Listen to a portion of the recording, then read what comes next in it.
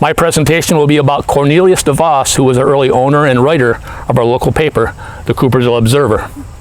Now, Cornelius was born on June 22nd, 1855 in Keene, Ontario, to Isaac and Adriana DeVos, and one of 6 children. At the age of 2, his family moved to the United States to Pella, Iowa, where his father was employed as a shoemaker. At the age of 12, Cornelius was removed from school to learn the trade, but when a printing office was started in a nearby building, and he plans to follow in his father's footsteps, went to the wayside. He found the print types very appealing and soon started a print shop of his own at the tender age of 17. His ability soon showed itself, and his originality brought him recognition. His first effort was a publication of an amateur monthly called the Western Star, which was printed at his home on a handmade press. He worked for the local newspaper and then went to Des Moines, where he worked until 1878. Now, following the death of his father, DeVos moved to Battle Creek, where he worked for 4 years at a publishing house. He was soon joined by his younger brother John, formed a partnership, and became co-founders of the firm of the Gage Printing Company, one of the largest complete printing operations in Michigan, and operated under the firm name of Gage, DeVos and Company. In 1886, John decided to venture out west and work for several newspapers and print shops throughout the country. He eventually settled in Grand Haven, where he operated the DeVos print shop for many years into the 1940s. It was in nearby Bedford that DeVos met Mary Pratt, who was 6 years his junior. They were married in 1881 and soon were born a son, Franklin. As Franklin grew older, he purchased his first bike by selling newspapers for a penny. The family moved to Coopersville in January of 1894 when they purchased, along with Mr. M.R. Smith, the local paper, the Coopersville Observer. The Observer had made its debut more than 13 years earlier, with his first office being in an upstairs room of a frame building on Main Street. The Observer was already well received, and it took first rank among the newspapers of Ottawa County, contrary to all local expectations and predictions. A year before its purchase, the paper and office had been moved from Main to Pine Street into a rented building. On February 1st, 1894, the firm DeVos and Smith took over the paper. The office was returned to its previous location on the north side of Main Street. Late that same year, Smith retired, and Cornelius DeVos became his sole owner and would guide his destinies for nearly 30 years. The paper prospered, kept up its circulation, and made new additions under his management. Now, DeVos was not without a sense of humor in his writings.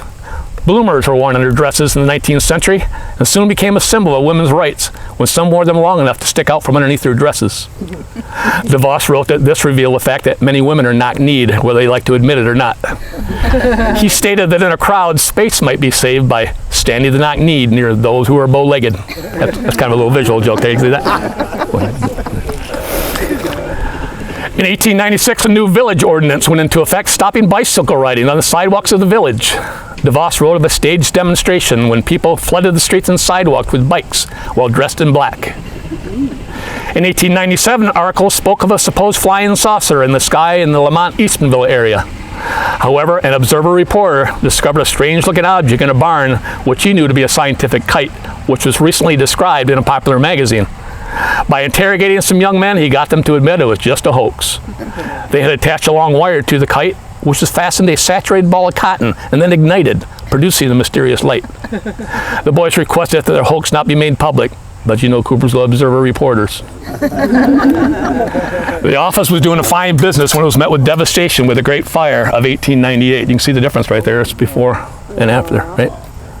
Ironically, it was just 2 weeks earlier, the village council had received a petition from residents requesting the building of 2 100-barrel cisterns, which were spaces excavated in soil designed for catching and storing water. Sadly, it wasn't soon enough because almost the entire business district, including the Observer building and its office equipment, were burnt to the ground. DeVos managed to save a few forms which had been set up for that week's issue and took them to the Tribune office in Grand Haven to be printed. It included the complete account of the Great Fire, which had occurred the previous day. What year was that? That was 1898. 98, okay. Yep. Yeah. You guys alive in that time? During the next 6 months, the paper was published in temporary quarters until a new building site was secured. The site was purchased opposite the Coopersville Cooperative Elevator Company on West Main Street, and in a short time the paper was published in a brand new building, which was to remain its home for many decades. After 8 years, a large addition was added to better handle its growing requirements. In 1899, the company out of Muskegon were putting up the poles and the wires on the new Main Street, for the new telephone exchange, as the optimists were hoping for a bigger and better Coopersville. DeVos wrote that the street has taken on quite a metropolitan look. Is that the look you guys thought when you looked at downtown metropolitan? In a short time, the paper was able to receive its news by telephone. The Spanish-American War was a main topic of interest in 1898. President McKinley made a call for volunteers, and Ottawa County furnished its quota of young men.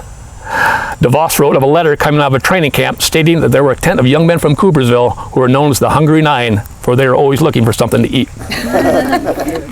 In 1908, was the big news in the village was of the new school that was built on the hill. We all recognize that, right? It was replacing the one that had been in service and on the property since 1869. Much celebration was had with the ringing of bells, honking of horns, and the firing of the village's small cannon. In 1912, it was reported there were 47 widows in the village of Coopersville. Now, apparently Saranac, which had a population similar to our village, felt they had competition, so they boasted they had 70 widows. And the dear old bachelors throughout the state who harbor the idea that widows make the best wives should come to Saranac, where you can have a choice from any amount of young and charming ladies, including some that aren't so young. It sounds like Las Vegas to me, anyway. How could Coopersville compete with that? 1917 was the first local volunteers for the war against Germany.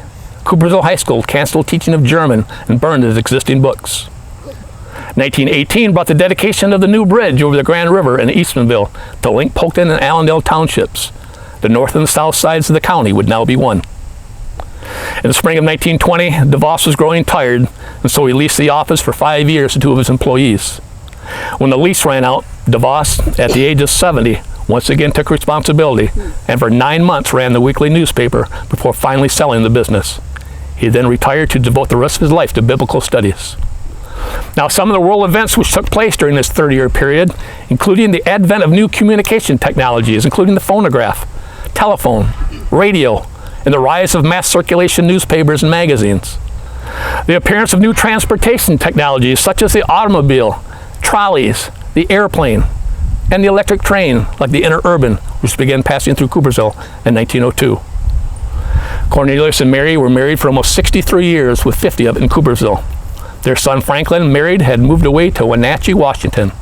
He had followed in his father's footsteps by becoming a successful printer and newspaperman in the Pacific Northwest.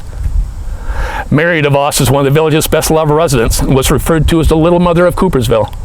She never failed to help others when she was needed. The weather was never too bad, and the demands upon her as the wife of a busy editor were never too great. Many a family owed her a debt of gratitude which money could not repay. In later years, the couple both suffered a poor health. He enjoyed himself the best he could, all the while awaiting the final summons of all flesh, which will be the end of the world for him as he expressed it. Each of their lives ended in 1944, just months apart. She passed away in Coopersville on the anniversary of her birth, and her husband soon followed while living in a Muskegon nursing home. Now, in ending this presentation on the life of Cornelius DeVos, it's important to remember him as the savior of printed history of our small town during the late 19th and early 20th centuries. To him should go a good deal of the credit for the survival of the paper during the trying times of community growth. His hard work and determination of putting out a complete, respectable weekly newspaper has been instrumental for people like myself to have an accurate reference for helping keep early Coopersville facts and memories alive. I'm going to remove this for just a second, if I can. Yep. Stand up and share. I'm going to stand up. I'm very, very proud of this, by the way. We spent the last few days digging this plot out and making things look a lot better over here, which I think we did.